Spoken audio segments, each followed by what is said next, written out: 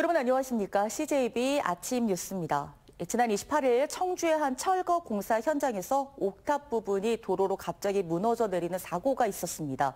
그런데 저희 CJB가 해체 공사 계획서를 살펴봤더니 계획서와 다른 장비를 사용해 불법 공사를 하면서 사고가 난 것으로 확인됐습니다.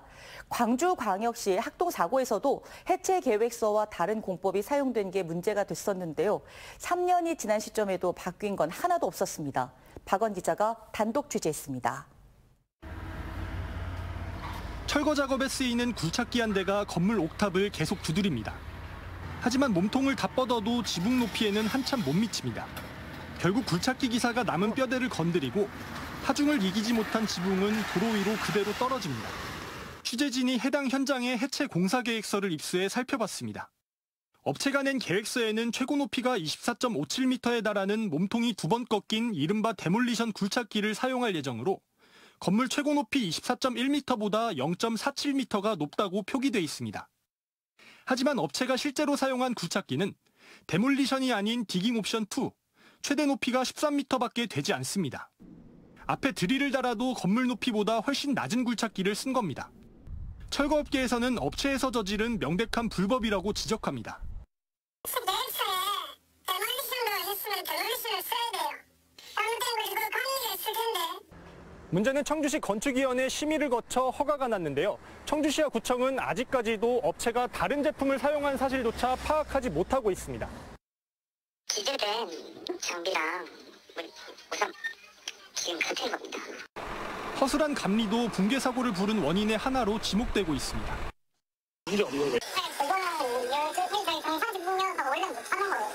사고 현장 수습이 끝나면 청주시는 공사 중지 명령을 내리기로 했습니다. 이후 해체 계획을 제대로 이행하지 않은 사실이 드러나면 법적 조치할 방침입니다. CJB 박원입니다. 이 같은 철거 공사 현장의 안전 불감증은 다른 곳도 마찬가지입니다. 진천의 한 공사 현장 역시 사고만 발생하지 않았을 뿐 실제 계획서와 다르게 철거 공사를 진행한 정황이 포착됐습니다. 감독기관인 진천군도 CJB의 취재가 시작된 이후에야 이런 사실을 인지했습니다. 김세희 기자입니다. 진천의 한 산업단지 내 건물 철거 공사 현장입니다. 지난달부터 철거를 진행해 현재 마무리 작업이 한창입니다. 하지만 그제 촬영된 사진에는 건물 중간 벽체를 집중적으로 철거해 위태롭게 서 있는 모습이 담겼습니다. 허가기관인 진천군청에는 건물 윗부분부터 순차적으로 철거하겠다며 해체 계획서를 냈지만 실제로는 다르게 철거 작업을 한 것입니다. 한쪽 벽면만이 지붕의 하중을 견디고 있는 것인데 이를 보강할 구조물은 찾아볼 수 없습니다.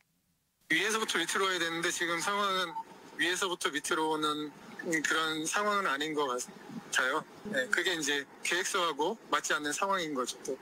또 추락에 대비해 낙하물 방지망도 설치하도록 규정돼 있지만 설치돼 있지 않았습니다.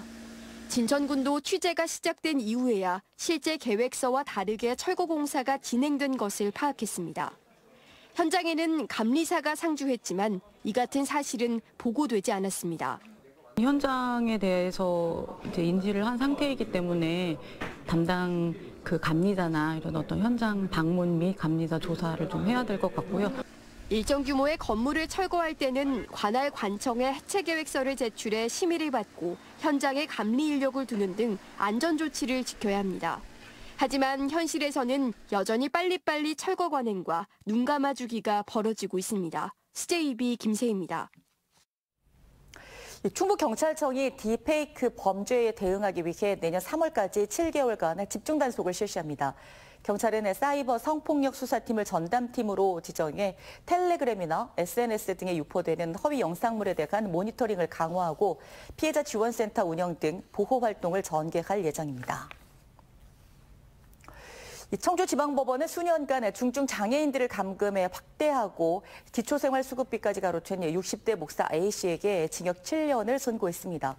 A씨는 지난 2021년부터 2년여간 중증 장애인 3명을 보살펴주겠다며 교회의 감금에 폭행하고 금품을 빼앗은 혐의로 재판에 넘겨졌습니다. 재판부는 자신을 돌보기 어려운 중증 장애인들을 상대로 인간의 존엄성을 침해했고 반성하지 않는 점을 고려해 형을 정했다고 밝혔습니다. 2024 괴산 고추축제가 개막했습니다. 괴산 고추는 최고의 품질로 인정받는 만큼 전국 각지에서 방문객들이 이어지고 있는데요. 올해 축제는 고추 직거래 장터뿐만 아니라 여러 체험 행사들도 다양하게 준비되어 있습니다. 이태현 기자입니다. 괴산 고추축제 직거래 장터가 발 디딜 틈 없이 사람들로 북적입니다.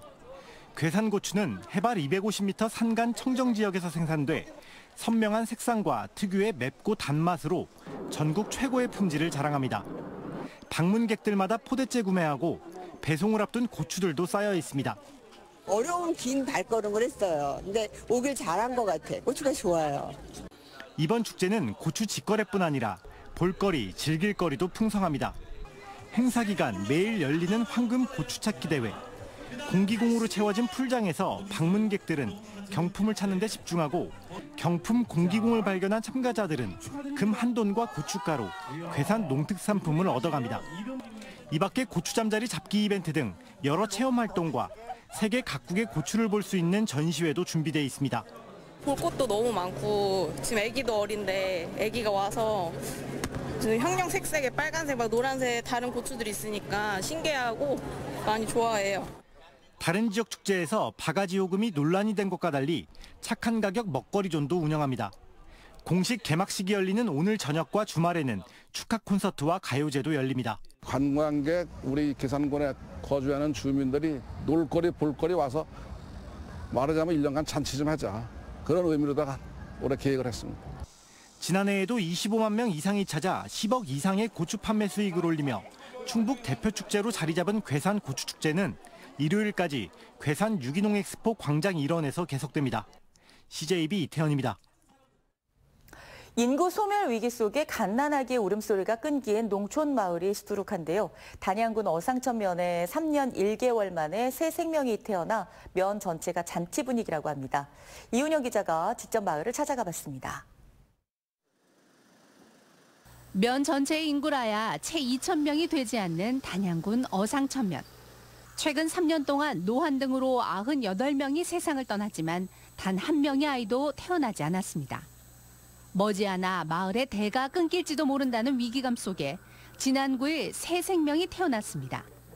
어상천면의 아기 울음소리가 울려 퍼진 건 지난 2021년 7월 이후 1,120일 만입니다. 엄청 기분이 좋고 진짜 사랑스럽고 이뻐요, 엄청. 10년 만에 태어나서는 이제 없다가 있는 느낌이니까 그런 느낌이니까 복스럽지니까 엄청 행복하고. 아기 엄마는 베트남 출신 이주 여성입니다. 11년 전 첫째 딸과 둘째 딸을 연년생으로 출산한 뒤 10년 만에 이 동네에 새 생명을 선물한 겁니다.